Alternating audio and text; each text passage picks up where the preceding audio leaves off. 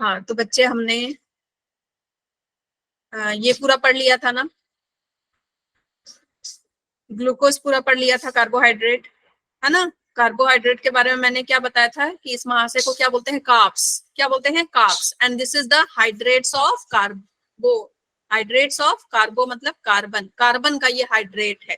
ठीक है, इसका फॉर्मूला क्या होता है, CnH2nOn। अगर C5 होगा तो H क्या हो जाएगा बच्चे, 10 हो जाएगा, और वो क्या हो जाएगा आपका फिर से 5 हो जाएगा। अगर ठीक है C6 है तो H क्या हो जाएगा बच्चे, 12 हो जाएगा, और O क्या हो जाएगा, 6 हो जाएगा, है ना। Yes ma'am, yes ma'am. My video is still इसमें हो रहा है, अभी भी हो रहा है क्या, लैग हो रहा है क्या यस मैम।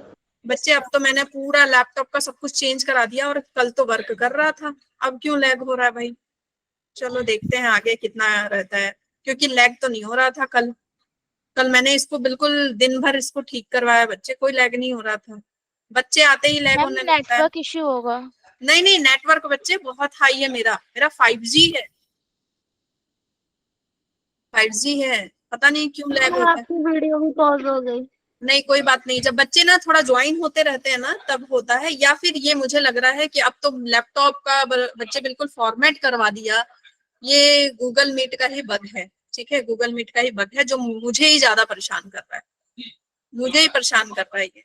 ठीक है, चलो अब हम स्ट्रक्चर पढ़ते हैं, स्ट्रक्चर पढ़ते हैं। ज्यादा लैग नहीं करेगा, थोड़ा मोड़ा लैग कर रहा है, ज्यादा लैग नहीं करेगा। ठीक है, और वो थोड़ी देर में फिर ठीक हो जाएगा, सेटल डाउन हो जाएगा। चलो ग्लूकोज का जो स्ट्रक्चर है बच्चे, ये आप देख रहे हो, ये जो स्ट्रक्चर बना हुआ है लाइन, ये क्या स्ट्रक्चर है बच्चे, ये क्या स्ट्रक्चर है, ये इसका लीनियर स्ट्रक्चर है। ठीक है, ये स्ट्रक्चर इसका कैसा स्ट्रक्चर है बच्चे, लीनियर स्ट्रक्चर है। और इसी को जब मैंने गोल घुमा करके बाइंड कर दिया तो इसका स्ट्रक्चर कैसा हो गया, सर्कुलर हो गया। ठीक है, अब सही जा रहा है ना। ठीक है, मैंने बोला ना कि वो कभी कभी बच्चे जब ज्वाइन करते तो दिक्कत हो रहा है। ठीक है, तो लीनियर स्ट्रक्चर मतलब माला को मैंने ऐसे खोल दिया, और माला को जब मैंने बिल्कुल बांध दिया तो वो कैसा हो गया, सर्कुलर स्ट्रक्चर। ठीक है, तो ये अगर ऑक्सीजन है तो नंबरिंग कहाँ से स्टार्ट होगी बच्चे, ऑक्सीजन के किस साइड से नंबरिंग स्टार्ट होती है,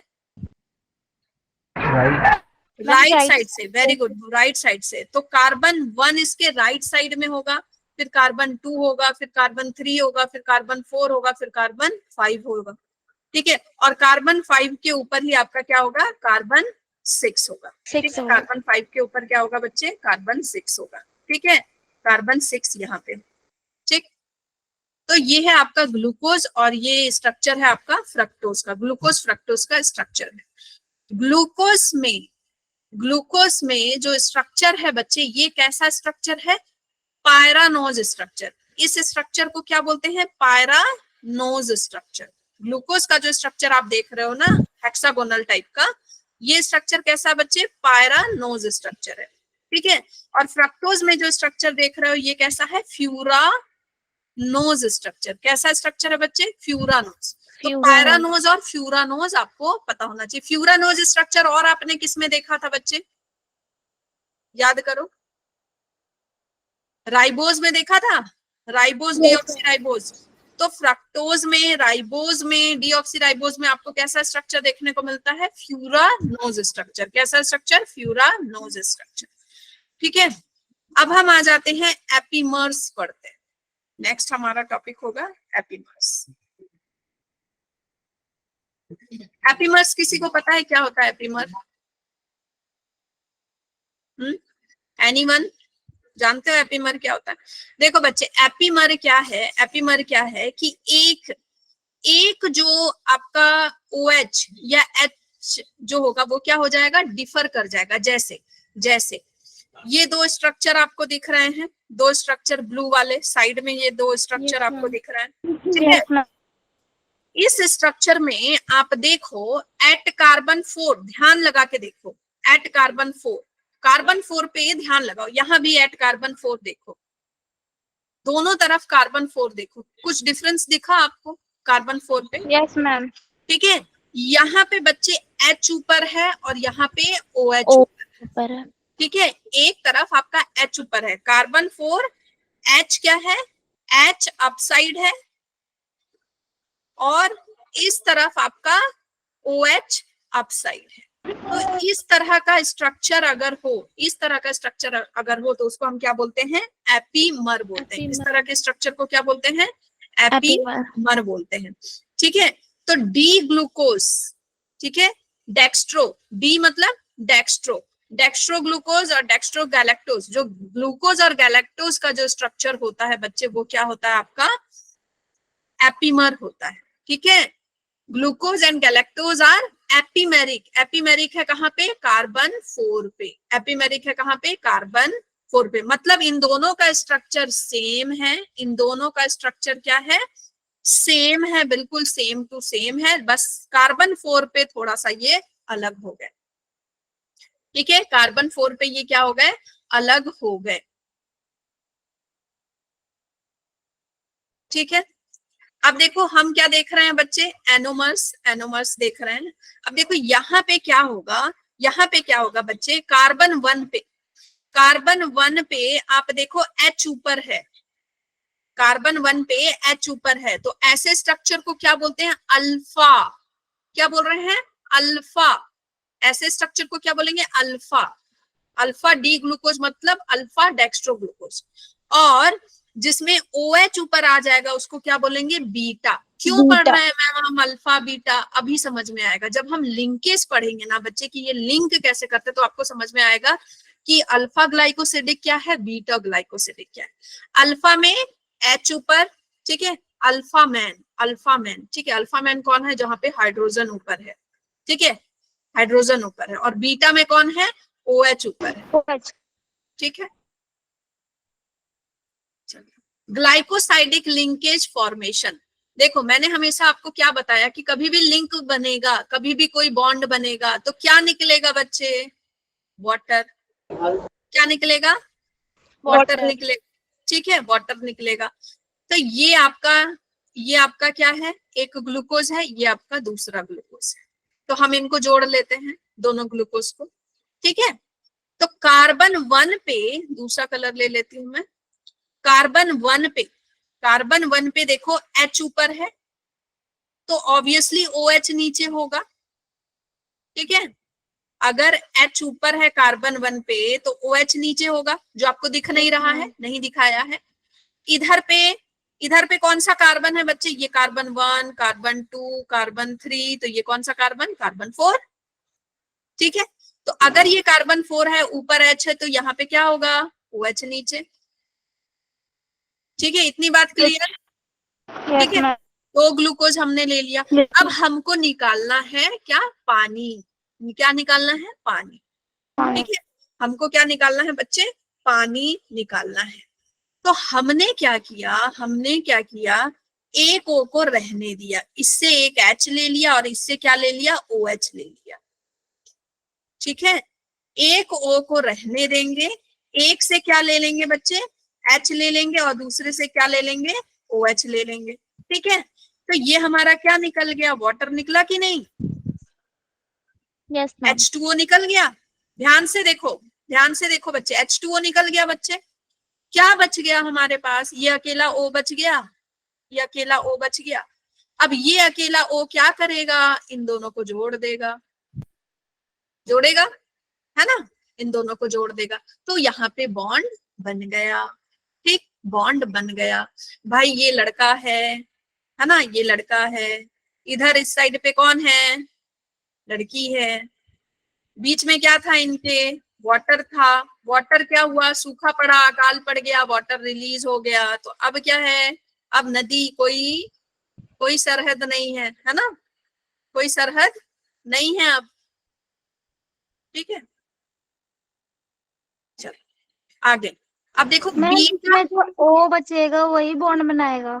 हाँ वो बच गया बच्चे। देखो जो आपका H होता है, ठीक है, H है, इधर H है, यहाँ पे क्या है, ऑक्सीजन है। ऑक्सीजन को 2 चाहिए, ऑक्सीजन का वैलेंस इलेक्ट्रॉन क्या है, 2 2 ना, तो ये एक एक इससे लेगा, एक इससे लेगा, हो गया ना ये फुलफिल। और इधर वाला हाइड्रोजन भी खुश, इधर वाला हाइड्रोजन भी खुश, दोनों खुश, ये भी खुश, तो बॉन्ड बन गया।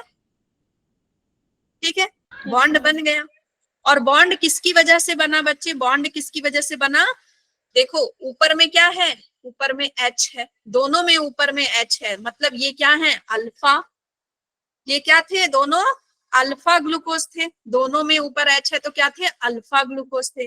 तो अल्फा ग्लूकोज है तो कैसा बॉन्ड बनाएंगे, अल्फा ग्लाइकोसाइडिक बनाएंगे। अब अल्फा है तो बीटा थोड़ी बनाएंगे, अल्फा है तो अल्फा ग्लाइकोसाइडिक बॉन्ड बनाएंगे। ठीक है, चलो अब हम देखते हैं दूसरा केस है हमारा बच्चे लैक्टोज का। लैक्टोज जब बन रहा है तो क्या हो रहा है, देखो यहाँ पे नीचे H है, इसका मतलब क्या है, यहाँ पे OH ऊपर था, OH क्या था बच्चे, ऊपर, नीचे H है तो ऊपर OH था, इसका मतलब ये क्या है बच्चे, बीटा है, इसका मतलब ये क्या है, बीटा है। इसके भी कार्बन 1 पे देखो OH ऊपर है, कार्बन 1 पे अगर OH ऊपर है तो वो क्या होगा, बीटा, कार्बन 1 पे H ऊपर होगा तो वो क्या होगा, अल्फा। अल्फा। ठीक है, साथ में बोलो, कार्बन 1 पे अगर H ऊपर होगा तो क्या है, अल्फा। अल्फा। ठीक है, और कार्बन 1 पे OH ऊपर है तो वो क्या है, बीटा। बीटा। ठीक है, OH कौन है, बीटा है। तो भाई ये कार्बन आपका हो गया, कार्बन कौन सा है, 1, और ये कौन सा कार्बन है, 4 है कि नहीं, अच्छा नहीं दिखा, रुको 1 मिनट, एक तरफ आपका कार्बन 1 है और दूसरी तरफ आपका कार्बन 4 है। ठीक है, क्योंकि तो ये 1 था, 2, 3 और 4। ठीक है, तो अब देखो क्या है कि यहाँ पे OH है, हमको वाटर निकालना है, यहाँ पे OH है और इसका इधर पे OH है कि नहीं, तो OH OH मिल करके वाटर बनाएंगे, OH OH मिल करके ही क्या निकालेंगे बच्चे, वाटर निकालेंगे। ठीक है, तो हमने इससे OH ले लिया, इससे OH ले लिया और इससे सिर्फ क्या ले लिया, H ले लिया, तो क्या बन गया बच्चे, H2O बना। ठीक है, ऐसे करके हमने क्या निकाल दिया, वाटर निकाल दिया, वाटर निकल गया, बच गया क्या, ये अकेला O, ये अकेला O मिल करके क्या बना रहा है, इस H के साथ और इस H के साथ क्या बना रहा है बच्चे, बॉन्ड। ठीक है, क्या बना रहा है, बॉन्ड बना रहा है, तो इसको हमने क्या बोला, बीटा ग्लाइकोसिडिक बॉन्ड। अब आप कहीं कहीं पे देखेंगे अल्फा 1,4 लिखा होगा, अल्फा 1,4 ग्लाइकोसिडिक बॉन्ड, इसका मतलब क्या है, या बीटा 1,4 ग्लाइकोसिडिक बॉन्ड, इसका मतलब क्या है बच्चे, इसका मतलब ये कि एक तरफ कार्बन 1 यूज करेंगे, दूसरी तरफ कार्बन 4, एक ग्लूकोज का कार्बन 1 जोड़ेंगे, दूसरे का क्या जोड़ेंगे हम, 4। कार्बन 4 जोड़ेंगे। ठीक है, ये बात समझ में आई, अगर मैं इसका कार्बन 1 ले रही हूँ तो इसका कार्बन 4 ले रही हूँ। येलो कलर दिख रहा है, नहीं दिखाई दे रहा, दूसरा कलर ले लूं क्या,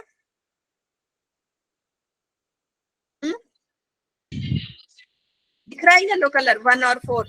यस मैम, दिख रहा है। ठीक है, अगर यहाँ पे 1 लिया तो दूसरा क्या होगा, 4, तो इस 1 और 4 से ही जुड़ रहे हैं, इसीलिए हम क्या बोल रहे हैं, बीटा 1,4 अल्फा 1,4। ठीक है, ये समझ में आया, ये समझ में आया, बताओ। Yes ma'am.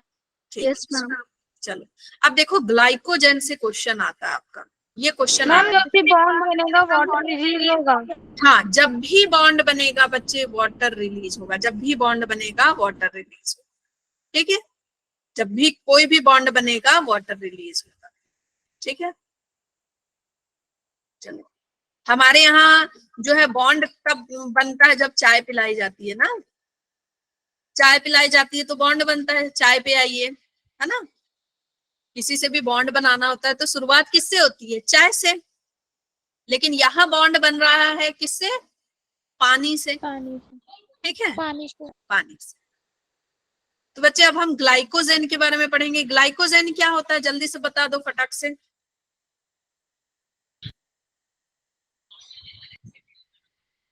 बताओ ग्लाइकोजेन क्या होता है। Stored energy in animal. Yes, storage form of Animal. storage form of animal, storage form of Glucose. glucose In animals. in animals. Animals में जो स्टोरेज फॉर्म होता है ग्लूकोज का, उसको हम क्या बोलते हैं बच्चे, ग्लाइकोजन बोलते हैं। और ये कहाँ होता है, ये कहाँ होता है, लीवर में होता है। कहाँ आकर करता है बच्चे, लीवर में आकर करता है। ठीक है, अगर ये नहीं हो तो तो क्या होगा, हमारे अंदर ग्लूकोज बढ़ जाएगा, एक ही दिन में मर जाएंगे। ओके चलो, it is branched polymer of glucose, right end is the reducing and. अगर हम ग्लाइकोजन का स्ट्रक्चर बनाते हैं तो उसमें जो राइट एंड होगा वो क्या होगा, रिड्यूसिंग एंड, और जो लेफ्ट एंड होगा वो क्या होगा, non reducing and. Right and को क्या बोलेंगे बच्चे, रिड्यूसिंग एंड, और जो लेफ्ट एंड को क्या बोलेंगे, नॉन रिड्यूसिंग एंड। ये आपको याद रखना है।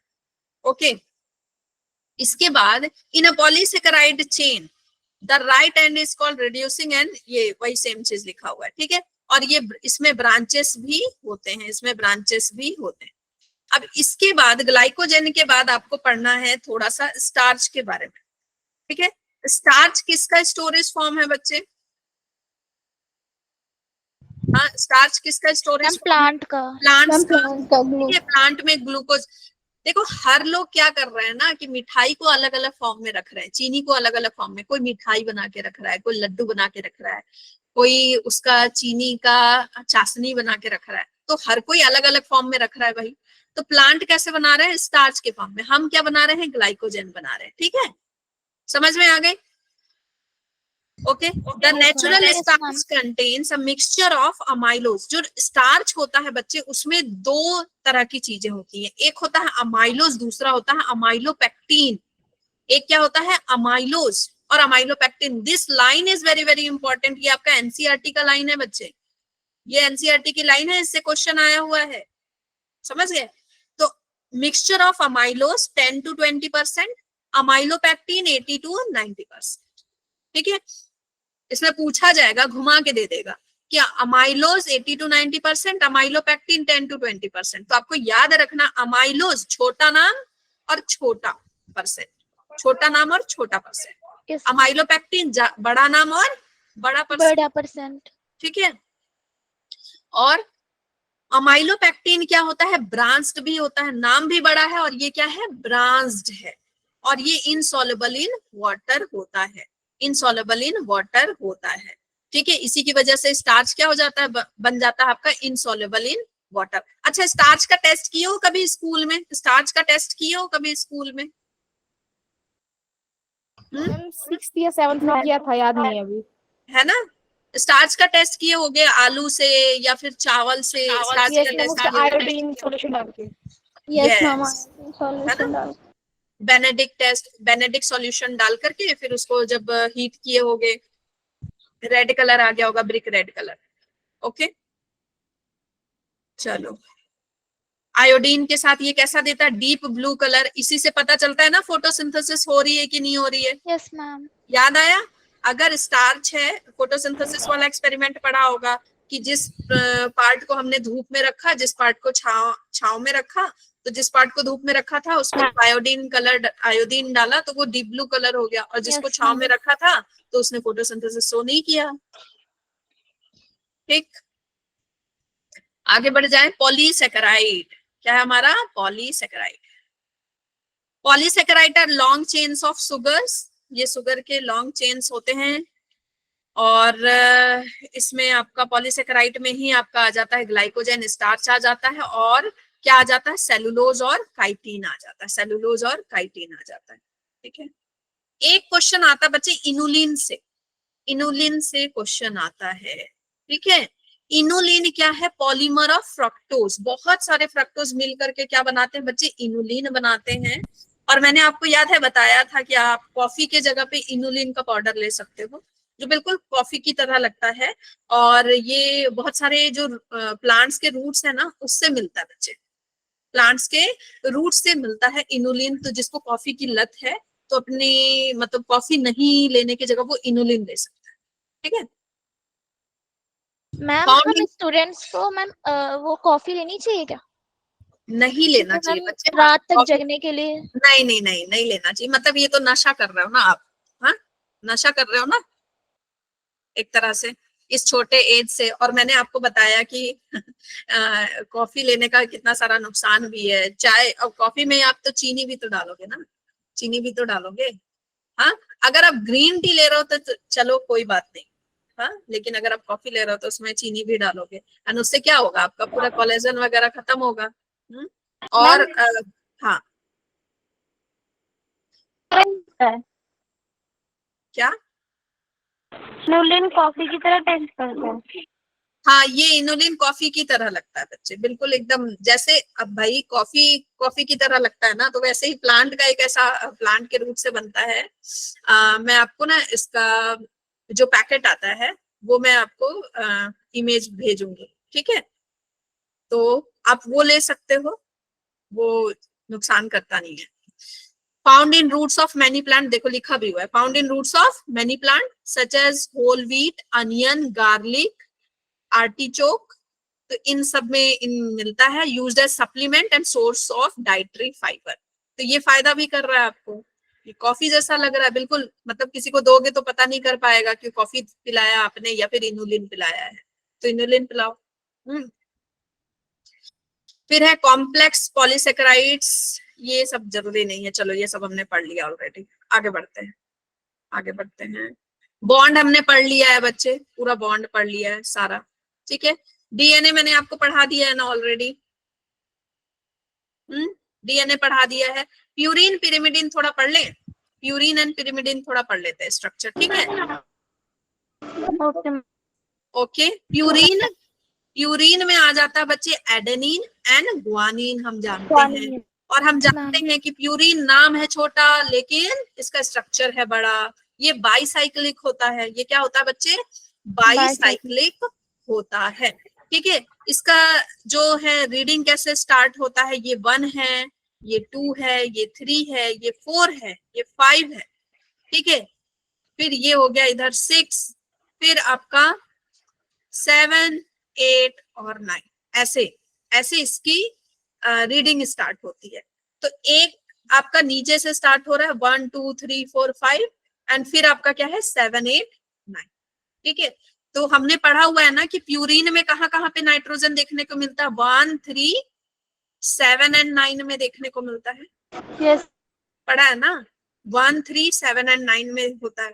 तो वैसे ही ग्वानिन में, अब बात ये आती है कि आप ना एडेनिन ग्वानिन को कैसे पहचानोगे, तो भाई देखो जैसे पुलिस को देखते हो तो कैसे पहचानते हो, टोपी से, या उसके कितने स्टार्स लगे उससे पता चलता है कि भाई वो किस लेवल का पुलिस है, हाँ, टोपी से पहचान जाते हो।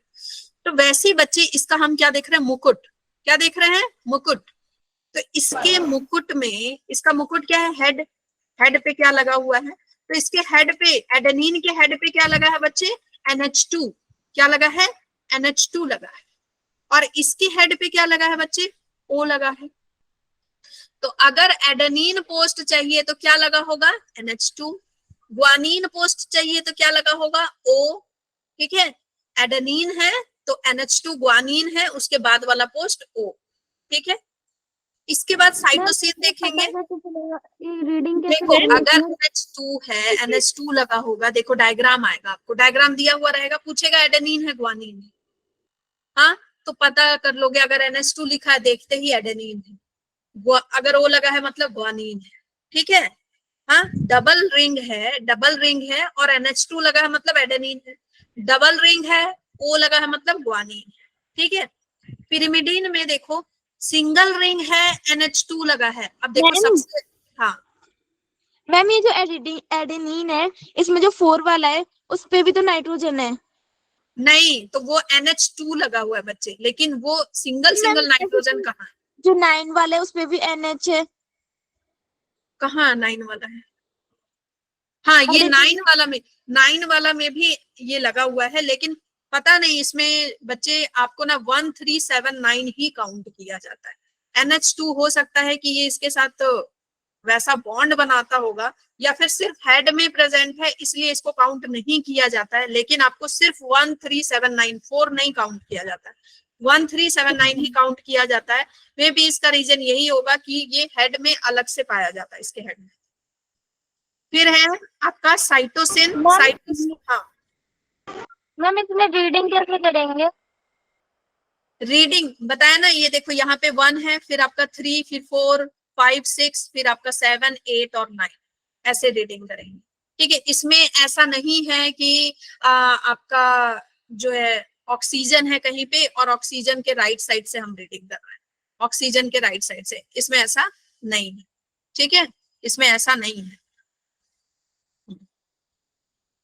चलो अब ये साइटोसिन वाला देखो, इसमें आपको देखो क्वेश्चन क्या क्या आएगा मैं बताती हूँ। क्वेश्चन पहले आएगा कि एडेनिन, ग्वानिन, थाइमिन, साइटोसिन, मान लो 4 डायग्राम दिया है, इसमें से पूछेगा एडेनिन कौन सा है, तो क्या देखना है, डबल रिंग है, डबल रिंग है, और मतलब हेड पे क्या है, डबल रिंग है, हेड पे NH2 है तो एडेनिन, डबल रिंग है, हेड पे O है तो ग्वानिन, फिर सिंगल रिंग है, सिंगल रिंग है, हेड पे NH2 है तो वो साइटोसिन है। मतलब देखो पोस्ट कैसे बढ़ रही है कि सबसे पहले NH2 आना चाहिए, फिर O आना चाहिए। तो पिरामिडिन में भी सबसे पहले NH2 जिसमें लग रहा है, तो सबसे पहले हम किसका नाम लेते हैं पिरामिडिन में, साइटोसिन का नाम लेते हैं ना, सबसे पहले हम किसका नाम लेते हैं, साइटोसिन का लेते हैं, ठीक है, सबसे पहले किसका नाम लेते हैं, साइटोसिन का नाम लेते हैं, उसके बाद किसका नाम लेते हैं, यूरासिल का। कट याद है, मैंने आपको ट्रिक बताई है, कट, यस ठीक है, तो सबसे पहले साइटोसिन का नाम लेते हैं तो इसके पास क्या होगा, NH2 होगा, फिर यूरासिल का नाम लेते हैं तो उसके पास क्या होगा, O होगा, यूरासिल के पास क्या होगा, O, और थाइमीन के पास भी O है, लेकिन थाइमीन के पास यहाँ पे साथ में मिथाइल ग्रुप भी होता है, थाइमीन के पास O के साथ क्या होता है, मिथाइल ग्रुप भी होता है, ठीक है, ओके, पहचान लोगे आप। देखो दोनों में NH2 है ना, एक में सिंगल रिंग है, एक में डबल रिंग है, पहचान लोगे अब आराम से। ये सब मैं आपको पढ़ा चुकी हूँ, ये सब मैं पढ़ा चुकी हूँ आपको, सारी चीजें, DNA का स्ट्रक्चर पढ़ा चुकी हूँ। चलो अब है आपका एक छोटा सा टॉपिक है बच्चे NCERT में, द लिविंग स्टेट, एक छोटा सा टॉपिक है the living state. The living state is a non equilibrium steady state. इसका मतलब क्या है कि जो लिविंग, जो भी जिंदा है, वो हमेशा कोशिश करती है कि उसकी बॉडी नॉन इक्विलिब्रियम में रहे। नॉन इक्विलिब्रियम मतलब बाहर से अंदर की तरफ कुछ डिफरेंस रहे, जैसे प्रेशर का डिफरेंस रहे, अगर प्रेशर अंदर कम है बाहर ज्यादा है ना, तो चीजें उसी तरह से हायर कॉन्सेंट्रेशन से लोअर कॉन्सेंट्रेशन में जाएगी, ये आप जानते हैं, ठीक है। अगर मान लो सेल के बाहर कोई चीज ज्यादा है, सेल के अंदर कम है, तभी तो बाहर से चीजें अंदर आएंगी। सेल के अंदर कोई चीज ज्यादा है, बाहर कम है, तो तभी तो अंदर से बाहर जाएगी। तो भाई एक्सचेंज ऑफ गैसेस, मान लो हम ब्रीदिंग वाला ही देखते हैं, तो एक्सचेंज ऑफ गैसेस होती है ना एल्वियोलाई में। ऑक्सीजन कहाँ जाता है बच्चे, ऑक्सीजन अंदर जाता है, हाँ, और ऑक्सीजन अंदर जाता है, CO2 बाहर आता है। क्यों हो पाता है, बिकॉज ऑफ नॉन इक्विलिब्रियम। अगर ये इक्विलिब्रियम हो गया तो क्या होगा, किसी का ट्रांसफर ही नहीं होगा, राम नाम सत्य होगा, और क्या होगा, इक्विलिब्रियम हो गया, सब बराबर हो गया, तो वही होगा, लिविंग स्टेट से नॉन लिविंग स्टेट में चला जाएगा, है ना। तो लिविंग स्टेट में रहने के लिए नॉन इक्विलिब्रियम बने रहना चाहिए, ठीक है। ऐसे हम बोलते हैं लाइफ में बैलेंस बना के चलो, लेकिन अंदर अगर बैलेंस बन गया ना बच्चे, अंदर अगर बैलेंस बन गया इन सारी चीजों का, आयंस का, मॉलिक्यूल्स का, सबका, तो दिक्कत हो जाएगी, हाँ, ठीक है। तो यही एक जगह है जहां पे हमको इक्विलिब्रियम नहीं बनानी है, बैलेंस नहीं बनाना। तो कांस्टेंट एफर्ट चलता है, कांस्टेंट एफर्ट चलता है to prevent falling into equilibrium, कि भाई बॉडी इक्विलिब्रियम में नहीं जाए, इसके लिए कांस्टेंट एफर्ट चलता रहता है। अगर बाहर कोई चीज कम हो गई, प्रेशर कम हो गया, तो अंदर प्रेशर ज्यादा हो जाएगा, ठीक है। चल वाह, बहुत अच्छा टॉपिक अब हमारा स्टार्ट हो रहा है। बहुत ध्यान से सुनेंगे सभी बच्चे इस टॉपिक को, बहुत नया कुछ सीखने वाले हो इस चैप्टर में। अभी तक बहुत कुछ नया सीखे हो लाइफ से रिलेटेड, अब और मजा आएगा आपको, अब और मजा आने वाला है। एंजाइम्स, एंजाइम्स क्या होते हैं बच्चे, थोड़ा बहुत जानते हो एंजाइम्स को? मैम ये को पास कर देता है। क्या मैम होते ये हैं एंजाइम्स? कॉम्प्लेक्स कार्बोहाइड्रेट को सिंपल कार्बोहाइड्रेट में तोड़ते हैं, जैसे हमारे मुंह में है मैम एंजाइम्स, और हमारे स्टमक में भी है। मैम मैम ये बायोलॉजिकल कैटलिस्ट होते हैं, ये किसी रिएक्शन को फास्ट कर देते हैं। फास्ट करते हैं, वेरी गुड। ये क्या करते हैं बच्चे, एंजाइम्स क्या करते हैं आपकी बॉडी में, एक कैटलिस्ट की तरह काम करते हैं। कैटलिस्ट क्या करता है, केमिस्ट्री में, केमिकल्स में जब आप कैटलिस्ट डाल देते हैं तो वो रिएक्शन फास्ट कर देता है, ठीक है। तो बॉडी के अंदर एंजाइम्स अगर नहीं होंगे तो आपकी जो भी चीजें हैं बन रही हैं वो नहीं होगा, मेटाबॉलिज्म नहीं होगा बच्चे। कैटाबॉलिज्म हो चाहे एनाबॉलिज्म हो, सब कौन करता है, एंजाइम्स करते हैं। एंजाइम्स केमिकल रिएक्शन को इतना फास्ट कर देते हैं कि आपको पता है अगर एक प्लेट आज आपने खाना खाया है और एंजाइम्स नहीं है आपके बॉडी के अंदर, सारे एंजाइम्स निकाल दिए जाएं तो आपको उस खाने को, एक प्लेट खाने को पचाने में 50 साल लगेंगे, 50 साल लगेंगे, समझ गए। और देखो वो खाना विद इन 2 आवर वो खाना पच जाता है ना। तो एंजाइम्स इतने ज्यादा फास्ट होते हैं। और कुछ एंजाइम्स तो क्या करते हैं, रिएक्शन को मिलियंस टाइम फास्ट कर देते हैं, ठीक है, वो मिलियंस टाइम्स भी फास्ट करते हैं, अदरवाइज वो रिएक्शन मिलियन ईयर बाद होता। तो हमारी बॉडी में बहुत सारी ऐसी चीजें हैं जो बहुत यूनिक है बच्चे। एंजाइम्स क्या करते हैं, चीजों को फास्ट करते हैं। जैसे मेरा हमेशा मानना है कि enzymes are like your teachers. कैसे, देखो यहाँ पे एक बच्चा है, आकाश, नेटवर्क स्लो चल रहा है क्या बच्चे? नहीं मैम ठीक है। नहीं आकाश अभी आ रहा है जा रहा है इसीलिए, ठीक है। ये बच्चा है, ये बच्चा अच्छा बच्चा है, ये पढ़ना चाहता है। और इस तरफ है इसकी नीट की सीट, इस तरफ है इसकी नीट की सीट है। और इसके सामने बच्चे बहुत बड़ा पहाड़ है, ठीक है। क्या है, किताबों का पहाड़ है, बहुत बड़ा पहाड़ है। अब ये कैसे, अच्छा रुजदा चार्ज करके रखो सब अब डिवाइसेस को, ठीक है, क्योंकि बहुत इंपॉर्टेंट चैप्टर अब आपका चल रहा है बच्चे, एक भी लेक्चर स्किप नहीं होना चाहिए। ओके, तो एंजाइम्स ये क्या है बच्चे, ये बच्चा नीट क्रैक करना चाहता है। अब इसके सामने इतना बड़ा बुक का पहाड़ है, ये कैसे पढ़े? अब इस बुक को, पहाड़ को पढ़ने के लिए इसको पूरा यहाँ से यहाँ, ये लंबा रास्ता है, इधर से इधर जाना पड़ेगा, है ना, क्रॉस करना पड़ेगा ना पहाड़ को, क्रॉस करना पड़ेगा पहाड़ को। लेकिन तभी क्या हुआ, बहुत समय लग जाएंगे ये पहाड़ को क्रॉस करते करते, हाँ।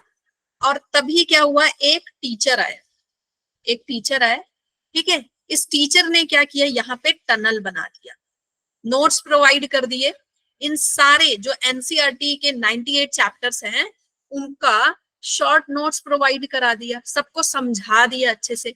अब ये लड़का, ठीक है, नोट्स तो प्रोवाइड करा दिया और साथ में प्रिपरेशन भी करा दी अच्छे से। इसको क्या दे दिए, साथ में इसके पैर में पहिए भी लगा दिए, ठीक है, स्केटिंग, ठीक है, स्केट्स दे दिए। तो अब ये आराम से यहाँ क्रैक कर लेगा ना कुछ घंटों में, कुछ घंटों में पढ़ के क्रैक कर लेगा। अगर मान लो ये टीचर नहीं होता तो ये दिन रात पढ़ता रहता, हाँ, 14 आवर 15 आवर पढ़ता रहता। मान लो ना स्कूल होता ना कोई नहीं होता, अपने से पढ़ना होता तो लगता ना बहुत साल लग जाते। अब देखो टीचर आ गया, सब कुछ दे दिया, इसको टनल प्रोवाइड करा दिया, तो इसका काम जल्दी हो गया। अब ये जो टीचर है, क्या ये टीचर डॉक्टर बन जाएगा? नहीं बनेगा ना, ये टीचर तो टीचर ही रहेगा। और ये टीचर अब दूसरे किसी स्टूडेंट का वेट करेगा, दूसरा स्टूडेंट आएगा, फिर से वो उसको रास्ता दिखाएगा, समझ गए? हाँ, एंजाइम्स आर लाइक टीचर्स, हाँ, या फिर टीचर्स आर लाइक एंजाइम्स, आपका काम आसान कर देते हैं। तो एंजाइम्स क्या करते हैं बच्चे, एंजाइम्स प्रोटीन के बने हुए होते हैं। एंजाइम्स क्या होते हैं, प्रोटीन के बने हुए होते हैं, एक्सेप्ट द राइबोजाइम।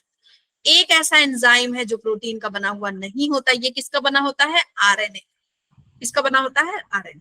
बाकी सभी एंजाइम्स प्रोटीन के बने हुए होते हैं। बायोलॉजिकल कैटलिस्ट होते हैं, ये केमिकल रिएक्शन को क्या करते हैं, बॉडी के अंदर जो बायोलॉजिकल रिएक्शन चल रहे हैं उन सबको क्या करते हैं, फास्ट कर देते हैं। जो रिएक्शन आपको मिलियन ईयर बाद होता, उस रिएक्शन को कुछ घंटों में करके दे देते हैं।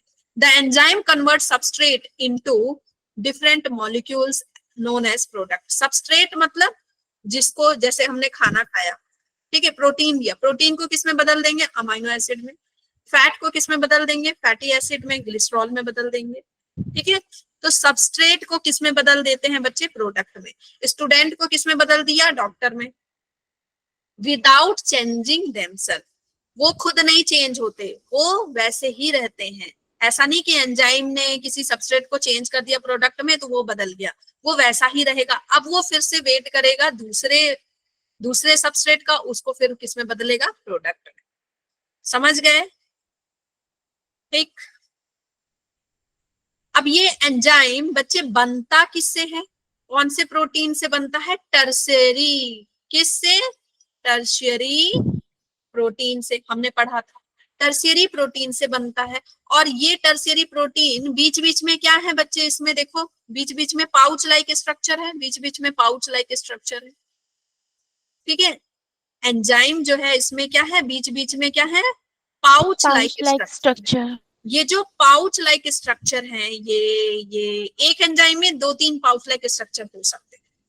तो पाउच लाइक स्ट्रक्चर है, यहीं पे आकर के कौन जुड़ेगा, यहीं पे आकर के कौन जुड़ेगा बच्चे, आपका सबस्ट्रेट जुड़ेगा और फिर ये आके प्रोडक्ट में बदलेगा। समझ गए? ठीक है। किसने एंजाइम टर्म दिया था, कोहने ने। किसने एंजाइम टर्म दिया था, कोहने ने। ठीक है, ओके। एंजाइम का टर्म किसने दिया था बच्चे, कोहने ने। और एंजाइम को सबसे पहले खोजा किसने था, पायने ने। एंजाइम को सबसे पहले किसने खोजा था, पायने। ठीक है, प्रेम रतन धन पायो, हाँ है ना। इसने पायने ने एंजाइम्स को पाने के बाद गाना गाया, प्रेम रतन धन पायो। ठीक है, मैंने एंजाइम पायो। Enzymes actually reduce the activation energy needed and increase the velocity. इसका मतलब क्या है, इस लाइन का बहुत ही डीप मीनिंग है। एक्टिवेशन एनर्जी क्या है बच्चे, देखो activation energy is the energy use to start the reaction and complete the reaction. देखो ये जो बच्चा है, ये बच्चा नीट क्रैक करना चाहता है, और ये बच्चा, भाई इस बच्चे को कितनी एनर्जी लगेगी, बच्चे पहले तो सोचेगा, स्टार्ट करेगा, उसके लिए एनर्जी चाहिए। फिर अब ये इसको पूरा मतलब खुद को डॉक्टर में बदलने के लिए इसको इतनी ज्यादा एनर्जी चाहिए ना, बिल्कुल यहाँ से यहाँ पार करेगा। लेकिन तभी कौन आ गया, टीचर आ गया। तो इसकी वजह से इसका एक्टिवेशन एनर्जी, देखो मैं इससे समझाती हूँ। एक्टिवेशन एनर्जी कितनी लग रही थी इसको, इतनी। टीचर के आने से एक्टिवेशन एनर्जी कितनी लगी, इतनी। दिख रहा है ना सबको, दिख रहा है इजिली, दिख रहा है, ब्लू कलर दिख रहा है सबको। पहले एक्टिवेशन एनर्जी इतनी ज्यादा लग रही थी, अब एक्टिवेशन एनर्जी बिल्कुल हाफ से भी कम हो गई। समझ गए? तो एक्टिवेशन एनर्जी को क्या कर देते हैं, कम कर देते हैं। जो तुम्हारी एनर्जी लगती दिन रात, जो एनर्जी लगती वो क्या हो गई, कम हो गई। ठीक है, and increase the velocity of biological reaction, biological reaction को बढ़ा देते हैं। Okay, now features of enzymes. Enzymes के फीचर्स क्या हैं? एंड एक बात ध्यान रखना कि कल मैं आपका कल क्लास है ना, कल टेस्ट होगा आपका बायोमोलिक्यूल्स। ठीक है, जितना पढ़े हो ना उतने का टेस्ट होगा। Features of enzymes. एंजाइम्स के फीचर्स क्या हैं? दे हैव एक्टिव साइट, इनका एक्टिव साइट होता है। हर एंजाइम के पास क्या होंगे बच्चे, एक्टिव साइट होंगे, जहां पे जाकर के, एक्टिव साइट किसको बोलते हैं, जहां पे जाके सबस्ट्रेट अटैच होगा। ठीक है, सबस्ट्रेट क्या होगा बच्चे, अटैच होगा, सबस्ट्रेट अटैच होगा यहीं पे जाकर के। अगर एक ताला है, ताले को आप समझ लो एंजाइम है, तो कोई एक पॉइंट होगा ना जिसमें चाबी जाएगी। चाबी क्या है, सबस्ट्रेट है। ठीक है, enzymes increase the reaction rate, reaction rate को बढ़ा देते हैं, एक्टिवेशन एनर्जी को घटा देते हैं, एक्टिवेशन एनर्जी को घटा देते हैं। Enzyme differ from most other catalyst by being more specific towards substrate. ये क्या है बच्चे, इसका मतलब क्या है, ये बहुत स्पेसिफिक होते हैं टुवर्ड्स सबस्ट्रेट। जैसे टीचर्स, अब मान लो मैं स्पेसिफिकली मैं सिर्फ किसको पढ़ा रही हूँ, नीट के स्टूडेंट को पढ़ा रही हूँ। हाँ, मैं आर्ट्स के बच्चे को तो नहीं पढ़ाने लगूंगी, मैं ज्योग्राफी तो नहीं पढ़ाने लगूंगी, ट्राई भी करूंगी तो नहीं हो पाएगा। है कि नहीं?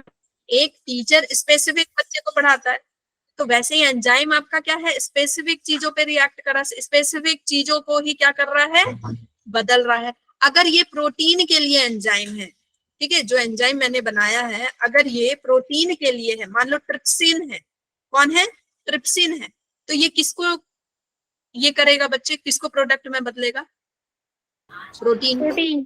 किसको बदलेगा, प्रोटीन को। किसको बदलेगा, प्रोटीन को। ट्रिप्सिन सिर्फ प्रोटीन को बदलेगा, ठीक है।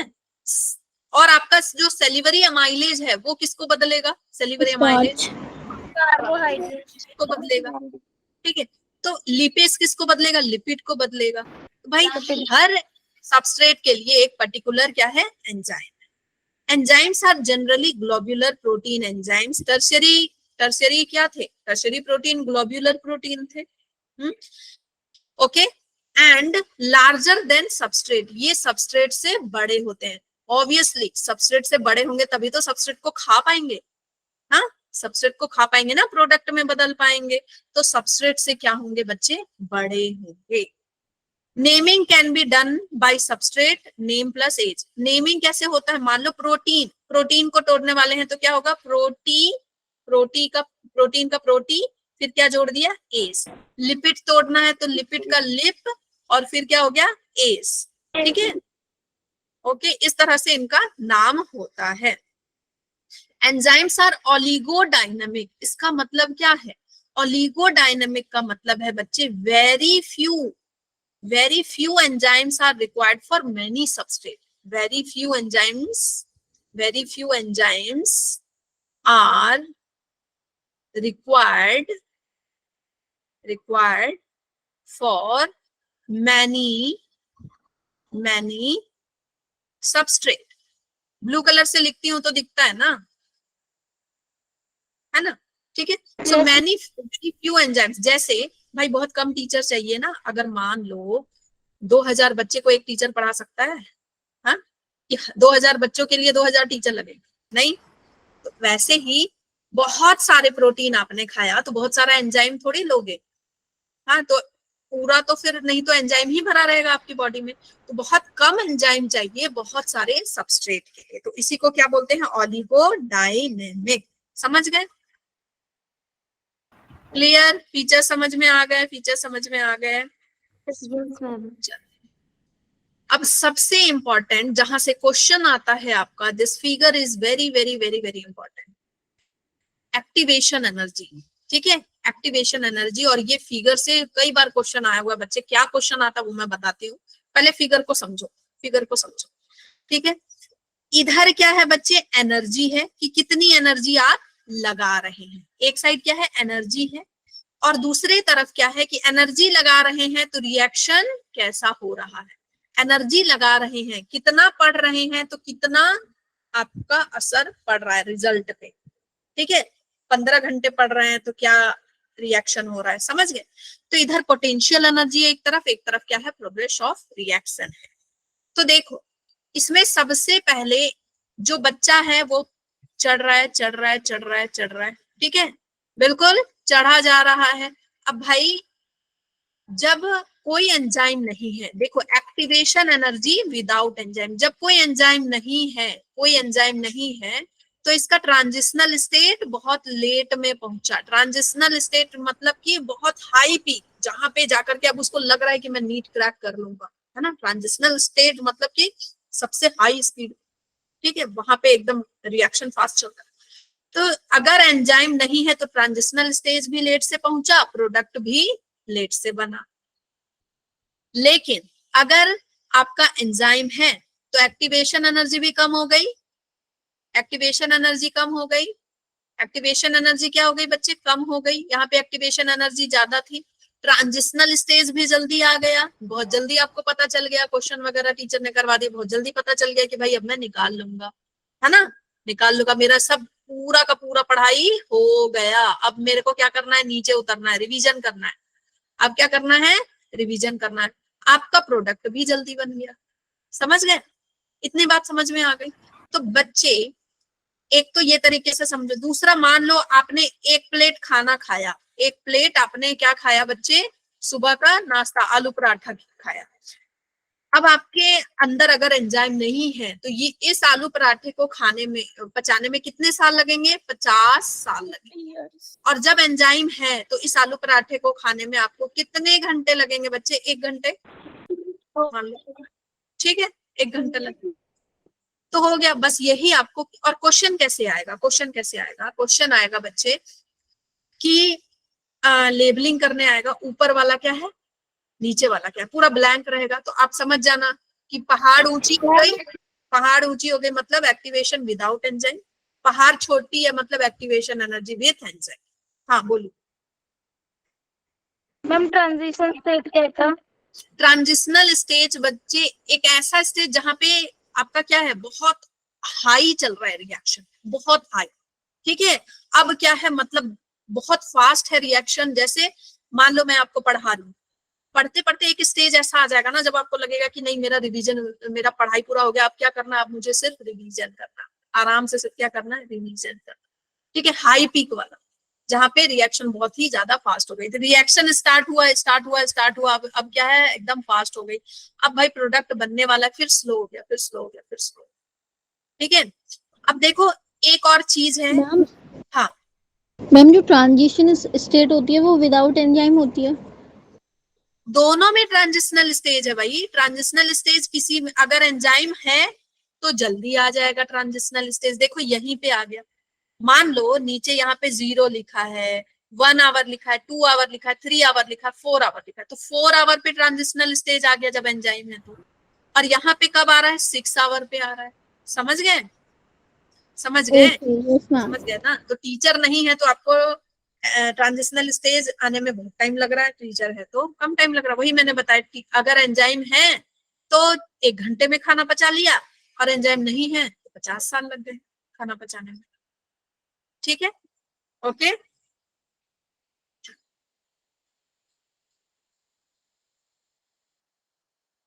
जैसे बच्चे एक चलो एंजाइम के बारे में कुछ मैं और खास बात आपको बताऊं कि जब जब हम सुबह सुबह उठते हैं, जब हम सुबह सुबह सो के उठते हैं तो जैसे अगर आप ल्यूकवार्म वाटर पीते हैं, ल्यूकवार्म वाटर पीते हैं तो आपकी एंजाइमेटिक एक्टिविटी क्या होती है, बढ़ जाती है।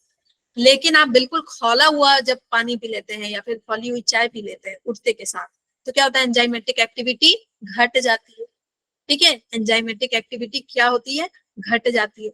तो मदर्स क्या करती हैं, उठते के साथ क्या, गरम, एकदम बिल्कुल गरम गरम चाय चाहिए, है ना, नहीं तो सर दर्द होगा। तो गरम गरम चाय पी ली उन्होंने, तो क्या हुआ, पेट के अंदर जितने भी एंजाइम्स है वो क्या हो गए, सुस्त पड़ गए। अब खाना नहीं पचेगा हमसे, है ना, खाना नहीं पचेगा, तो खाना उनका फिर डाइजेस्ट नहीं होता।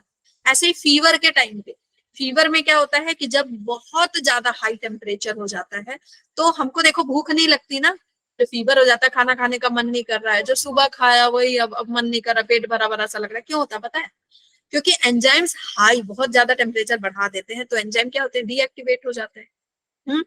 तो जब बहुत हाई टेम्परेचर हो गया तो जो सुबह खाना खाया था ना वो भी नहीं पचा रहता है, जो सुबह खाना खाया आपने वो शाम तक नहीं पचा रहता है, तो भूख कहाँ से लगेगी, खाली होगा जगह तभी तो भूख लगेगी ना, ठीक है। लेकिन वही जैसे ही आप पैरासीटामोल खाते हैं, बुखार उतरता है, फिर भूख लगती है, बहुत कस की भूख लगती है, पसीना जैसे उतरता है फिर भूख लगती है ना जोर से, ठीक है। तो ये इसीलिए होता है। इसके अलावा बच्चे आपने कभी देखा है कि जो बड़े बड़े होटल्स वगैरह होते हैं ना, बड़े बड़े होटल्स, वहां मटन जो बनता है, मटन वगैरह जो बनता है उसपे ना या तो पपीते के साथ उसको रखा जाता है, पपीते के साथ, या फिर जो पपाया की जो लीव्स है उससे रैप किया जाता है मटन को। क्यों रैप किया जाता है, ताकि वो जल्दी कुक हो जाए। क्यों, क्योंकि जब रैप करते हैं तो जो पपाया लीव्स में जो एंजाइम्स हैं, ठीक है, पपाया लिप्स में जो एंजाइम्स है वो क्या करते हैं, उस प्रोटीन को तोड़ देते हैं, प्रोटीन को तोड़ देते हैं, ठीक है, प्रोटीन को पेप्टोन्स वगैरह में तोड़ देते हैं, तो वो आपका क्या होता है, जल्दी पक जाता है, ठीक है, जल्दी पक जाता है। समझ गए? तो आप इस एंजाइम वाले पोर्शन में बहुत कुछ नया सीखेंगे, बहुत कुछ नया। ये इतनी बात समझ में आ गई आपको, इसका लेबलिंग करने आ जाएगा बच्चे, इसका लेबलिंग करने आ जाएगा, ठीक है। एंड वन मोर थिंग, ये क्या है बच्चे, एक्सोथर्मिक है। ये कैसा रिएक्शन है, एक्सोथर्मिक है। ये जो बन रहा है एक्सोथर्मिक है। मतलब क्या, यहाँ हीट रिलीज होगी। जब प्रोडक्ट बनेगा, जब प्रोटीन टूट करके अमाइनो एसिड में बदलेगा तो हीट भी रिलीज होगी। हीट रिलीज हो रही है, बिल्कुल, है ना।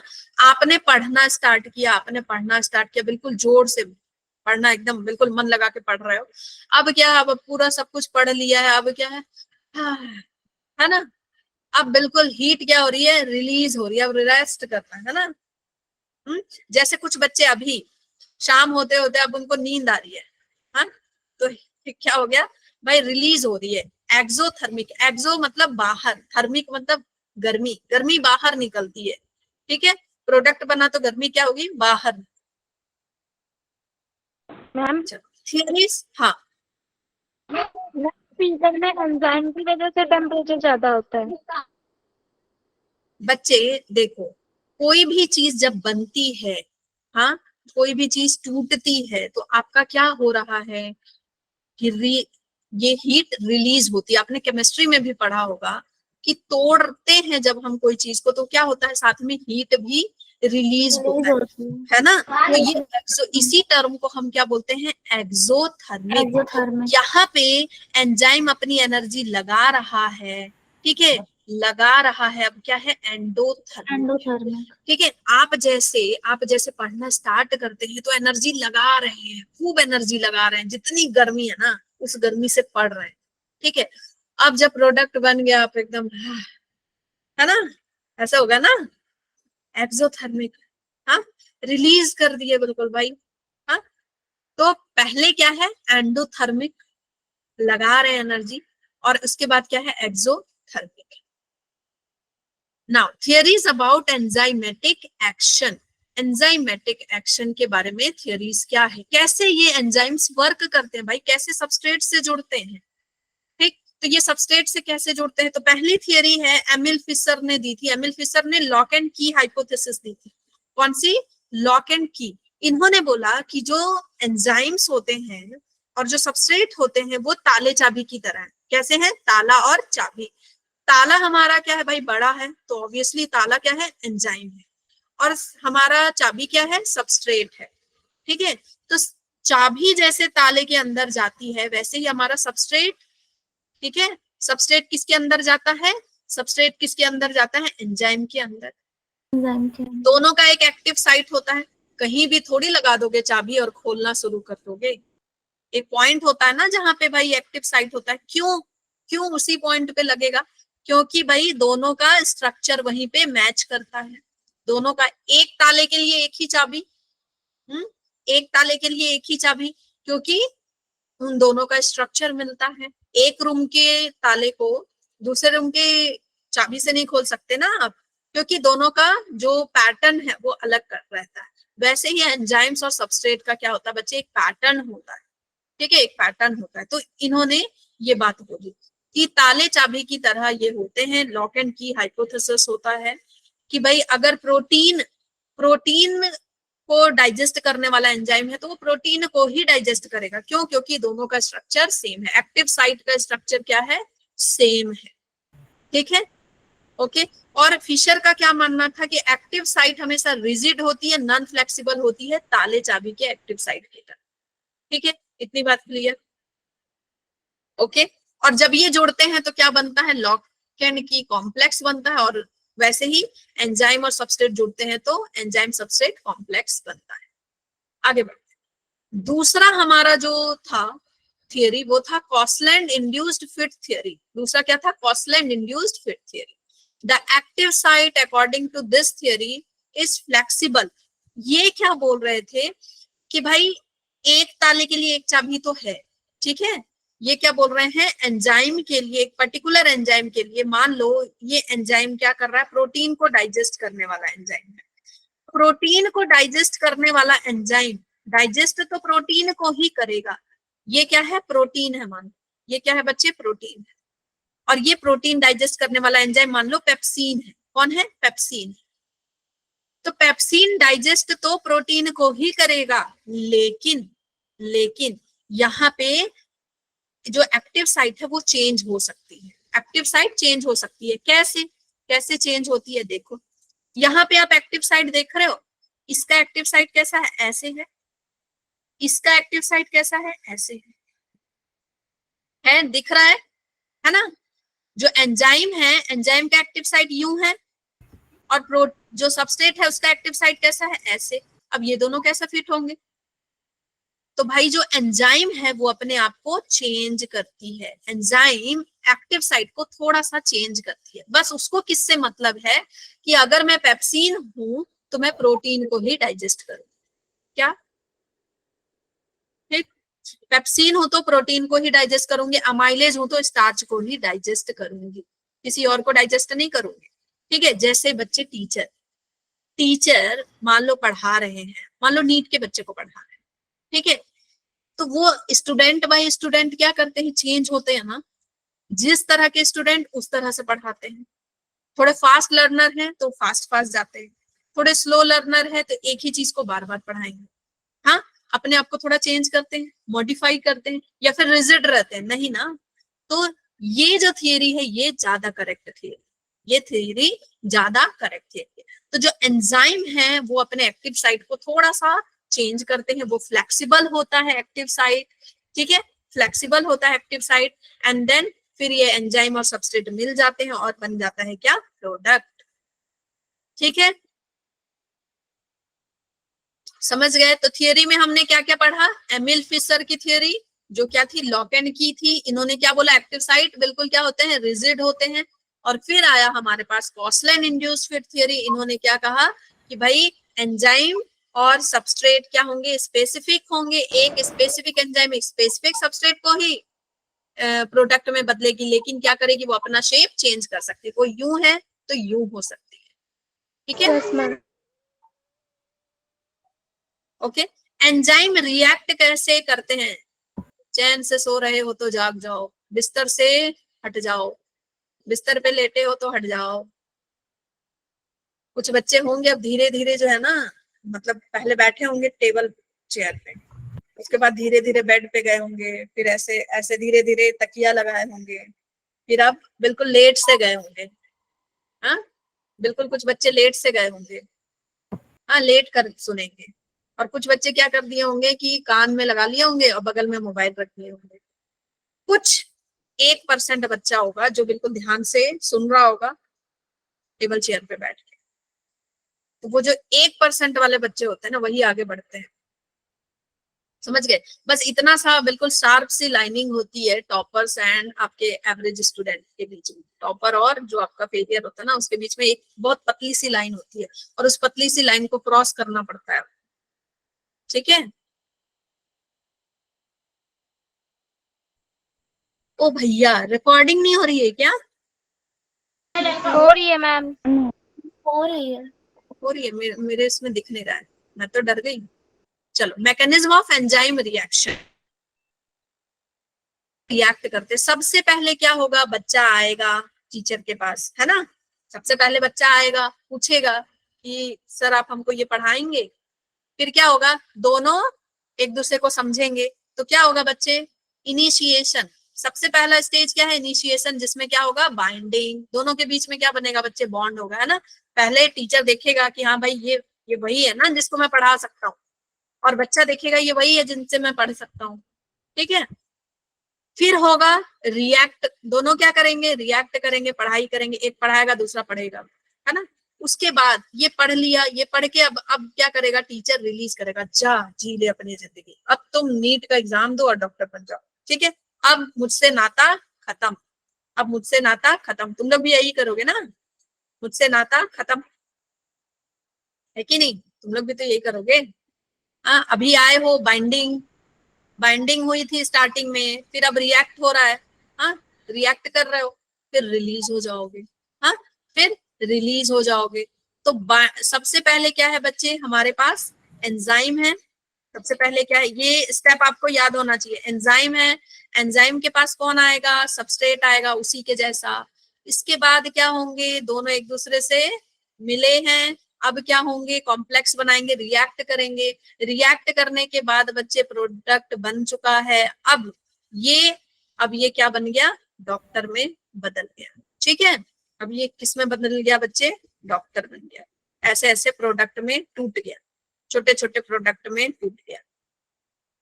समझ गए? Yes ma'am.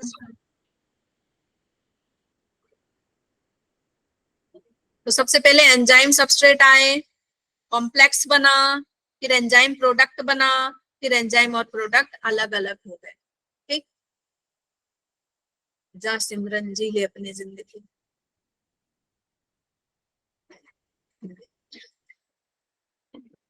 How does temperature and pH affect enzyme activity? ये लास्ट पढ़ा है ना, डरो मत। सोचोगे मैम एक दिन में कितना पढ़ा रही है ना, टाइम नहीं हुआ है बच्चे, टाइम नहीं हुआ है, पढ़ लो जल्दी जल्दी। तभी तो रिवीजन करवाऊंगी, फिर तभी तो 11th में अच्छे मार्क्स आएंगे। हाँ, तभी तो 11th में अच्छे मार्क्स आएंगे बच्चों, जितना रिवीजन उतने अच्छे मार्क्स आएंगे। हाँ, पिछले बार मेरे सभी बच्चों के 11th में 90 से अबव मार्क्स आए थे बायोलॉजी में। उन्होंने बोला कि मैम इससे इतने मार्क्स कभी नहीं आए लाइफ में। ठीक है, तो देखते हैं how does temperature and pH affect enzyme activity. Temperature कैसे अफेक्ट करता है, सब देखो, किसी भी चीज के लिए ना कम टेम्परेचर होना चाहिए ना ज्यादा होना चाहिए। ये आपका ग्राफ आएगा, ये आपका क्या आएगा बच्चे, ग्राफ आएगा।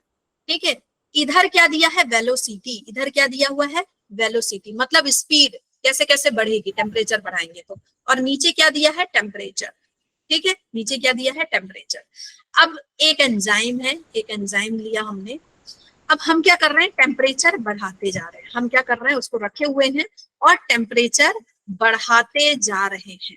तो टेम्परेचर पहले 0 डिग्री पे था तो ये बिल्कुल सुस्त था। ठीक है, थोड़ा सा टेम्परेचर बढ़ा है तो ये थोड़ा सा एक्टिवेट हुआ, चलो ठीक है काम करते हैं। फिर जब हम बढ़ाते बढ़ाते 37 डिग्री पे ले आए, 37 डिग्री सेल्सियस हमारा क्या होता है बच्चे, बॉडी का टेम्परेचर होता है ना। 37 पे ले आए तब ये बिल्कुल खुश, वाह लाओ जितने प्रोटीन खाओगे, लाओ जितने पराठे खाना है खाओ, हाँ बहुत अच्छे से काम करो, जितने 10 पराठे खा लो आज तो, है ना, जितने पराठे खाना है खाओ, है ना। ऐसा नहीं होता, वो पराठे भी बच्चे लिमिटेड, एक पराठे के, कुछ पराठे के बाद आपको लगता है ना कि बस पेट फुल हो गया, है ना, क्योंकि एंजाइम फुल हो जाता है। ठीक है, उसकी एक्टिव साइट फुल हो जाती है। तो लेकिन ये क्या बोलता है, पहले देखो 0 डिग्री सेल्सियस पे जब बहुत ज्यादा ठंडी होती है तब भी खाना खाने का मन नहीं करता है, बिल्कुल पेट में गुड़गुड़ सी लगती है ना, लगता है कि ये कुछ खाने का मन ही नहीं कर रहा। हाँ बैठे रहे, थोड़ा सा टेम्परेचर जब नॉर्मल रहता है तो लगता है बहुत भूख लगती है। हाँ, तो बहुत भूख लगती है, मेथी के पराठे ले आओ मम्मी, मम्मी आलू के पराठे, मम्मी पिज्जा खाया जाए गर्मा गर्म, चाट खाया जाए गर्मा गर्म, मोमोज खाया जाए गर्मा गर्म, तब जाते हो बिल्कुल खाने। बहुत ज्यादा ठंड होती है तो खाने का मन नहीं करता, थोड़ा सा नॉर्मल टेम्परेचर होता है तो खाने का मन करता है ना, तो भूख बढ़ने लगती है। क्यों, एंजाइम्स एक्टिवेट हो गए। अब क्या है देखो, 37 डिग्री सेल्सियस आपका नॉर्मल है, जैसे जैसे गर्मी बढ़ी, गर्मी बढ़ाया आपने, गर्मी का मौसम आया, गर्मी बढ़ाया, हाँ, या फिर मान लो बुखार होना शुरू हुआ, तो क्या होगा, एंजाइम फिर धीरे धीरे क्या, एंजाइम भी अंदर क्या कर, उफ गर्मी, है ना। तो अब ये गर्मी से एंजाइम्स क्या हो रहे हैं, धीरे धीरे उनका एक्शन क्या हो रहा है, स्लो हो रहा है। अब आपने बिल्कुल 50 डिग्री सेल्सियस कर दिया भाई, तो अब ये क्या हो गए, 50 डिग्री सेल्सियस पे बिल्कुल डीएक्टिवेट हो गए। ठीक है, और जब आप 50 से भी ज्यादा बढ़ा देंगे बच्चे तो ये डीनेचर्ड हो जाएंगे। डीनेचर्ड बिल्कुल मतलब क्या होते हैं, कुछ एंजाइम तो बिल्कुल मर जाते हैं लाइफ लॉन्ग के लिए मर जाते हैं। कभी कभी क्या होता है कि हम, कोई बीमारी होती है और उस बीमारी में लगातार कंटिन्यूअस बहुत ज्यादा फीवर रह जाता है ना, मान लो एक वीक के लिए फीवर 102 104 इस तरह से रह गया, तो क्या होता है कि एंजाइम्स मर जाते हैं। उसके बाद क्या होता है कि कुछ चीजें नहीं पचने लगती, फिर समझ में आता है यार मुझे वो बीमारी हुई थी, उसके बाद से ना मुझे अंडा नहीं पच रहा है, उसके बाद से मुझे दूध नहीं पच रहा है, कभी सुना होगा। इसका मतलब कि वो जो बीमारी हुई थी उसमें उसको पचाने वाले जो एंजाइम्स थे वो मर गए। ठीक है, उसके बाद जो पचाने वाले एंजाइम थे वो क्या हो गए, मर गए, डीनेचर, हमेशा के लिए मर गए। ठीक है, मैम कभी सही नहीं होते। आवाज नहीं आ रही है नंदिनी, बहुत ब्रेक हो रहा है आपका आवाज। मैम कह रही थी कि मैम वो सही नहीं होते फिर एंजाइम। नहीं, फिर वो सही नहीं होते। ठीक है, फिर वो आपको अलग से उसके एंजाइम्स लेने पड़ते हैं, एंजाइम्स की गोलियां खानी पड़ती है। ठीक है, जैसे आपने लैक्टोज इंटॉलरेंस पढ़ा होगा, लैक्टोज इंटॉलरेंस कभी पढ़ा है? लैक्टोज इंटॉलरेंस, भाई कुछ लोगों में लैक्टोज इंटॉलरेंस होता है, लैक्टोज इंटॉलरेंस, खासकर जो यूएसए वगैरह के लोग होते हैं ना, उनमें लैक्टोज इंटॉलरेंस होता है। आप सिंगापुर के लोग हैं, यूएस के लोग हैं, लैक्टोज इंटॉलरेंस मतलब कि वहां के लोग दूध, बहुत सारे लोग जो हैं दूध में कौन सा प्रोटीन होता है बच्चे? Ma'am lactose. Protein,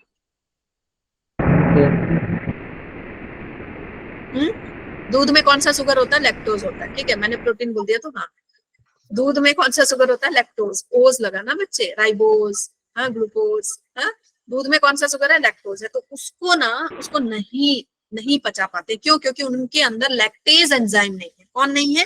lactase enzyme नहीं होता है, तो उनको लैक्टोज फ्री मिल्क दिया जाता है। उनके लिए अलग से मिल्क आता है, लैक्टोज फ्री मिल्क। क्यों? क्योंकि उनके अंदर लैक्टेज एंजाइम शुरू से नहीं है, जीन में एक गड़बड़ी हो जाती है जिसकी वजह से लैक्टेज एंजाइम नहीं मिलता है। इसका रीजन है कि वो लोग जहां रहते थे वहां पे पशुपालन नहीं हो पाता था, पहले के टाइम पे पशुपालन नहीं हो पाता था, तो पशुपालन नहीं हुआ तो कभी मिल्क पिया नहीं, तो उनके जीन्स में लैक्टेज एंजाइम आया नहीं। ठीक है, चलो समझ गए? समझे कि नहीं? Yes ma'am. जैसे जो बच्चे सेलुलोज खाते हैं ना एनिमल्स, तो सेलुलोज क्यों पचा लेते हैं? उनके अंदर सेलुलेज एंजाइम। हम खाएंगे जाकर के कच्चा घास, हाँ कुछ नहीं मिल रहा, चलो कच्चा घास ही खा लें, तो नहीं पचेगा, क्योंकि हमारे अंदर सेलुलेज नहीं है, हमारे अंदर सेलुलेज नहीं। समझ गए? तो हम टेम्परेचर की बात कर रहे थे, तो सबसे पहले आपका ये डायग्राम आएगा, इधर वेलोसिटी नहीं लिखी रहेगी, इधर टेम्परेचर नहीं लिखा रहेगा, आपको देख के पहचानना रहेगा कि ये कौन सा है। तो आप पहचान जाओगे, भाई डिग्री सेल्सियस लिखा रहेगा तो पहचान जाओगे कि ये क्या है, टेम्परेचर वाला ग्राफ है। इधर वेलोसिटी लिखाएगा, वाई एक्सिस में वेलोसिटी, एक्स एक्सिस में क्या लिखाएगा बच्चे? टेम्परेचर लिखाएगा। ठीक है, इतनी बात क्लियर। अब क्वेश्चन क्या है कि किस टेम्परेचर पे ऑप्टिमम है, किस टेम्परेचर पे, सॉरी ऑप्टिमम टेम्परेचर कौन सा है? 37। किस टेम्परेचर पे हाईएस्ट इनकी एक्टिविटी है? 37। बॉडी टेम्परेचर से ज्यादा करेंगे तो ये कम हो जाएंगे, बॉडी टेम्परेचर से बहुत कम कर देंगे तो भी इनकी स्पीड क्या हो जाएगी? कम हो जाएगी। जैसे जैसे हम टेम्परेचर बढ़ाते हैं, मतलब अगर आप सुबह ल्यूक वार्म वाटर लेंगे तो एंजाइम एक्टिविटी क्या होगी? बढ़ेगी। ल्यूक वार्म वाटर लेंगे तो एंजाइम्स खुश हो जाएंगे और वो जल्दी जल्दी आपका खाना पचाएंगे।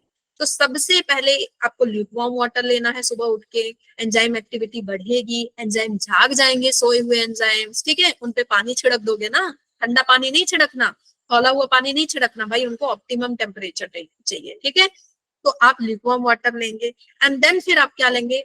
ज्यादा कोशिश करो, क्या लोगे? पपाया।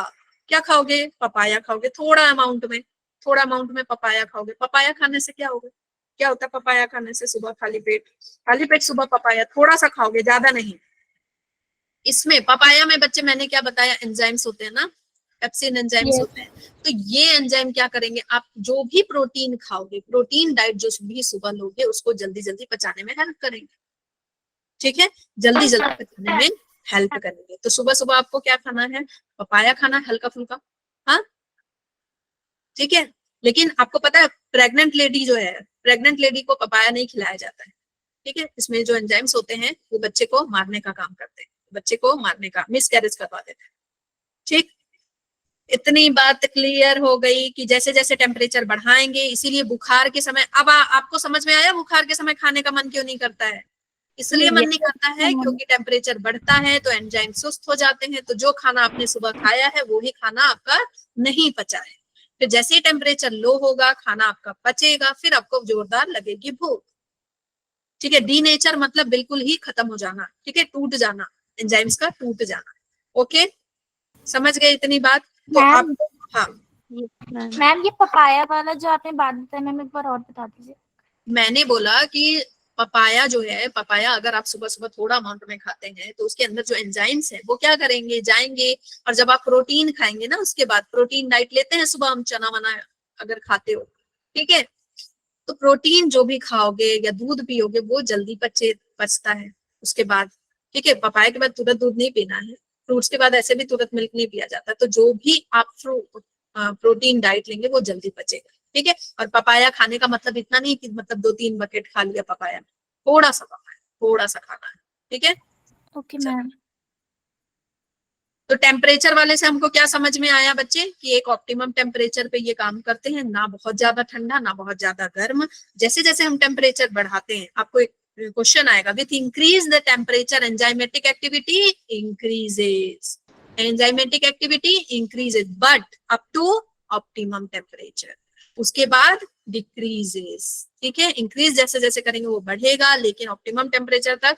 लेकिन मम्मी पी लेगी चाय, मम्मी पी लेगी चाय, खौलता हुआ चाय, तो एंजाइमेटिक एक्टिविटी क्या हो जाएगा बच्चे, कप। तो मम्मी को कम। बोलो कि चाय सुबह पियो कप, पहले क्या पियो, ल्यूकवार्म वाटर पियो, ल्यूकवार्म वाटर पियो, उसके बाद क्या करो, कुछ खाओ, उसके बाद पियो चाय, है ना। नहीं तो क्या होगा, एक तो ऐसे ही अंदर खाली पेट में चाय पी लिया, उसके ऊपर से क्या खौलता हुआ चाय पिया, तो एंजाइम भी मरे, है ना। और गैस्ट्रिक जो लाइनिंग है वो भी क्या हो गई बच्चे, इरिटेट हो गई। हाँ, गैस्ट्रिक लाइनिंग वेट कर रही थी कि आप कुछ अच्छा लाएंगे और आपने उछल दिया क्या, चाय अंदर, वो गुस्सा आके बिल्कुल फायर हो गई। भाई और कुछ नहीं मिला था तुम्हें, समझ गए, समझ गए, ओके। Yes ma'am. यस तो बुखार जब आए और जब खाना खाने का मन नहीं हो तो टेंशन नहीं लेना है बच्चे, टेंशन नहीं लेना है, ओके। और बच्चे बुखार आना बहुत अच्छी बात होती है, आपको पता है बुखार आना बहुत अच्छी बात होती है। बुखार जब स्टार्टिंग में आता है, बुखार क्यों आता है पता है, जैसे ही स्टार्टिंग में बुखार आता है इसका मतलब कि आपकी बॉडी क्या कर रही है, आपकी बॉडी जो बैक्टीरिया अंदर आया है ना उसको भगाने के लिए टेम्परेचर बढ़ा रही है। हाँ, लेकिन हम क्या करते हैं, जैसे हल्का भी बुखार आया जल्दी से दवाई खा लेते हैं, और हम क्या करते हैं, अरे स्वागत है आपका, स्वैग से स्वागत है। एक तो बॉडी आपका क्या कर रही थी, टेम्परेचर बढ़ा के उनको भगाने की कोशिश कर रही थी, हाँ। और आप क्या कर रहे हैं, नहीं नहीं टेम्परेचर गिरा दिए, स्वैग से स्वागत है, आइए आइए बढ़ाइए, अपने अपने आप को मल्टीप्लाई कीजिए, मेरा शरीर आप ही के लिए है, समझ गए। तो आपको पहले थोड़ा टेम्परेचर बढ़ने देना है, टेम्परेचर ज्यादा बढ़े तो फिर हमको क्या करना बच्चे, तो फिर हमको क्या करना है, दवाइयां खानी है, ओके। थोड़ा सा टेम्परेचर पहले बढ़ने देना चाहिए, लड़ने देना चाहिए शरीर, क्लियर इतनी बात। Yes ma'am. PH affect enzymes activity, pH कैसे अफेक्ट करता है एंजाइमेटिक एक्टिविटी को, कि भाई देखो यहाँ पे क्या लिखा है, यहाँ पे मान लो 1 पीएच है, 2 पीएच है, 3 पीएच है, 4 पीएच है, ठीक है। फिर इधर 5 है, 6 है, 7 है, 8 है, 9 है। तो इससे आपको क्या समझ में आ रहा है, देखो अलग अलग अलग अलग जो आपके एंजाइम्स होते हैं ना वो अलग अलग पीएच पे काम करते हैं। जो प्रोटीन डाइजेस्ट करने वाले एंजाइम होते हैं उनको कैसा पीएच चाहिए होता है, बिल्कुल 4 एसिडिक पीएच, ठीक है। अलग अलग एंजाइम अलग अलग पीएच पे काम करते हैं, उनको बिल्कुल 1 से 4 पीएच चाहिए। तो 1 से 4 पीएच उनको कहाँ मिलता है, पेट में, क्योंकि पेट में क्या निकल रहा है बच्चे, HCl रिलीज हो रहा है, ठीक है। आपके मुंह में सेलिवरी अमाइलेज है, सेलिवरी अमाइलेज वो वहीं पे एक्टिवेटेड होता है बच्चे, सेलिवरी अमाइलेज वहीं पे एक्टिवेटेड होता है मुंह में, क्यों, क्योंकि मुंह में कैसा पीएच है आपका, 6 से 8 वाला पीएच है, ठीक है। तो 6 से 8 पीएच में वो बिल्कुल अच्छे से काम करेगा। पेट में आपका पेप्सिन काम करेगा, फिर इंटेस्टाइन में आपका ट्रिप्सिन, केमोट्रिप्सिन काम करेगा, क्योंकि उन लोगों को पीएच कितना चाहिए बच्चे, आपका 7 से 9 के बीच पीएच चाहिए। तो सब अलग अलग पीएच पे काम करते हैं। तो इसमें भी आपको क्या बताया है, वाई एक्सिस में वेलोसिटी है, एक्स एक्सिस में पीएच है। ये क्या बता रहा है, विथ इंक्रीज इन पीएच, जैसे जैसे हम थोड़ा पीएच बढ़ाते हैं हल्का फुल्का तो क्या होता है, एंजाइमेटिक एक्टिविटी इंक्रीजेस, ठीक है। जैसे हमें बढ़ाते हैं तो एंजाइमेटिक एक्टिविटी बढ़ती है, पीएच बढ़ाते तो बढ़ती है, लेकिन एक ऑप्टिमम टेम्परेचर तक, किस पीएच तक बच्चे, 7 पीएच तक। उसके बाद जब आप पीएच बढ़ाते जाएंगे तो एंजाइमेटिक एक्टिविटी क्या हो जाएगी, बिल्कुल घट जाएगी, बिल्कुल घट जाएगी। मतलब ये कि बहुत ज्यादा तीखा भी नहीं खाना है और बहुत ज्यादा आपको लौकी भी नहीं खाना है उबला हुआ, ठीक है। बहुत ज्यादा लौकी साग भी नहीं खाना है, समझ गए। देखो कितनी नई नई चीजें सीख रहे हो ना, मजा आ रहा है ना इस चैप्टर में, मजा आ रहा है कि नहीं। तो बच्चे आपको बहुत ज्यादा एसिडिक चीजें, बहुत ज्यादा एसिडिक भी खाओगे तो दिक्कत है, तो एंजाइमेटिक एक्टिविटी स्लो हो जाएंगे, हाँ। बोलेंगे अरे बाप क्या डाल दिया मेरे मुंह में, बिल्कुल आपने तो मिर्च डाल दिया, ठीक है, ठीक है, मिर्च डालिए। कितने टेम्परेचर पे, देखो बच्चे स्टार्टिंग ऐसे तो आपका टेम्परेचर 97 रहता है ना, तो उससे ऊपर जाने पे लेना चाहिए, लेकिन थोड़ी देर बढ़ने देना चाहिए, थोड़ी देर बढ़ने देना चाहिए। एक दिन थोड़ा सा इंतजार करो, थोड़ा सा इंतजार करो, ताकि वो एंजाइम से लड़ सके। अगर कभी कभी क्या होता है अपने आप डिजीज खत्म हो जाती है, लेकिन हम क्या करते हैं तुरंत खा लिया दवाई बस। वायरल फीवर में देखते हो 3 से 7 दिन अपने आप ठीक होता है ना बच्चे, 3 से 7 दिन अपने आप ठीक हो जाता है। ओके, तो इतनी बात समझ में आ गई कि ज्यादा भी बहुत कम पीएच भी नहीं होना चाहिए। और इसमें भी क्या है कि जैसे जैसे हम पीएच बढ़ाते हैं तो एंजाइमेटिक एक्टिविटी बढ़ती है, ठीक है। और लेकिन एक ऑप्टिमम टेम्परेचर तक 7 तक अब बिल्कुल आप बिल्कुल एकदम खाए जा रहे हैं इसका जूस, एलोवेरा का जूस, एलोवेरा का जूस दिन रात पिए जा रहे हैं, है ना, पेट को ठंडा करने के लिए। बिल्कुल आप एकदम सोडा वोडा पिए जा रहे हैं, तब भी क्या होगा, एंजाइमेटिक एक्टिविटी क्या होगी, घट जाएगी। बहुत ज्यादा तीखा नहीं, बहुत ज्यादा फीका नहीं, ना तीखा ना फीका, बिल्कुल बीच का, है ना, ना तीखा ना फीका, बिल्कुल बीच का। समझ गए कैसा कैसा खाना खाना है? यस। हाँ, तो कभी अगर मान लो डाइजेशन स्लो है, डाइजेशन आपकी स्लो हो गई है, तो इसका मतलब आपका क्या है, एंजाइमेटिक एक्टिविटी भी असर कर सकती है। तो इस पहले आपको क्या चेक करना है, बॉडी का टेम्परेचर सही है कि नहीं, ठीक है।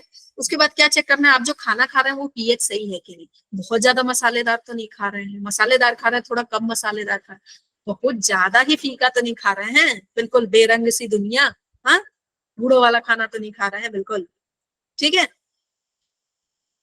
चलो, तो ये हमारा आज का सेशन होता है कंप्लीट। कल मैं आपको ये नहीं, कल तो मैं लूंगी टेस्ट, उसके बाद मैं फिर आपको इफेक्ट ऑफ सबस्ट्रेट कॉन्सेंट्रेशन पढ़ाऊंगी। ये वाला पढ़ के तो आपको बहुत मजा आने वाला है।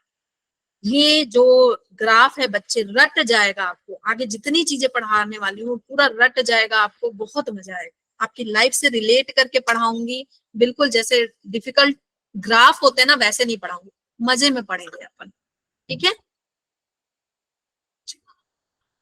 सो मजा आया सेशन, मजा आया, Yes, ma'am. Yes ma'am. है ना, मजा आया। तो आज तो लैग भी नहीं हुआ ज्यादा, लैग भी नहीं हुआ ज्यादा, है ना। No ma'am. Very good, thank you for the blaster, thank you for the blaster. चलो, कल सभी टेस्ट देंगे बायोमोलिक्यूल का, अच्छे अच्छे क्वेश्चन मैं लेकर के आऊंगी कल टेस्ट, ठीक है। Okay, ma'am.